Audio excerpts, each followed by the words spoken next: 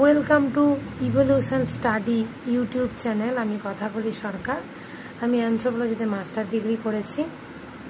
আমি এই মুহূর্তে ইভলিউশন স্টাডি নার্সিং প্যারামেডিক্যাল সেক্টরের কোঅর্ডিনেটর। আমি এই মুহূর্তে এএনএম জিএনএমের পার্থক্য এবং সেটা কোথায় কীভাবে পড়া যায় সাহায্য দেওয়া হবে সেটা নিয়ে আলোচনা করব।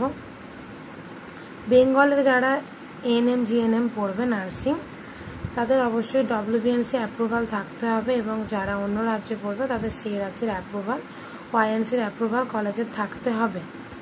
মানে ডব্লিউবিএনসির ওয়েস্ট বেঙ্গলে পড়লে ডব্লিউবিএনসির অ্যাপ্রুভাল এবং আইএনসির approval West Bengal nursing council, INC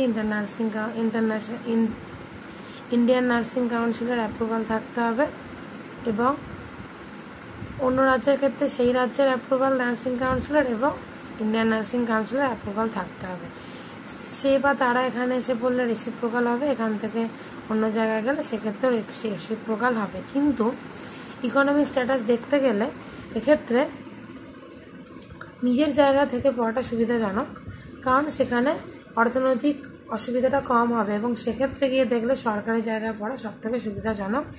যেখানে একটি এক্সাম হয় WBJEE, এটা জুলাই মাসে এক্সামটি হয়। এএনএম জিএনএমের জন্য একটি পরীক্ষা হয়। এএনএম হলো অক্সিলারি নার্সিং মিডওয়াইফারি, জিএনএম হলো জেনারেল নার্সিং মিডওয়াইফারি। এএনএম 2 বছরের, জিএনএম 3 বছরের। দুটোর জন্য এইচএস পাস আউট হলেই হয়। জিএনএম এবং এএনএম দুটোর ক্ষেত্রেই চাকরির অবস্থা ভালো। এএনএম কোনো প্রাইভেট কলেজে পড়ানো হয় না, জিএনএম প্রাইভেট সরকারি কলেজে, দুটো কলেজেই পড়ানো হয়।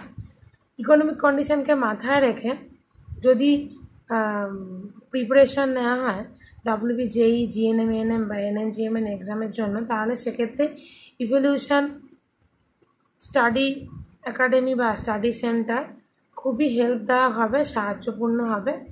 তারা তোমাকে বা আপনাকে সম্পূর্ণভাবে তৈরি করে দেবে এই পরীক্ষাটির জন্য। সেক্ষেত্রে সরকারি জায়গায় পড়তে সুবিধা হবে, যেখানে আমাদের বা স্টুডেন্টদের যারা পড়বে ভবিষ্যতে নার্সিং তাদের জন্য কোনো অসুবিধা হবে না, কারণ অত্যন্ত কম খরচায় সরকারিতে পড়ানো এবং ইভলিউশন স্টাডি সেন্টার থেকে একাডেমি থেকে প্রচণ্ড ভালোভাবে সহায়তা করা হয় যাতে সে সরকারি জায়গাটিতে পেতে পারে।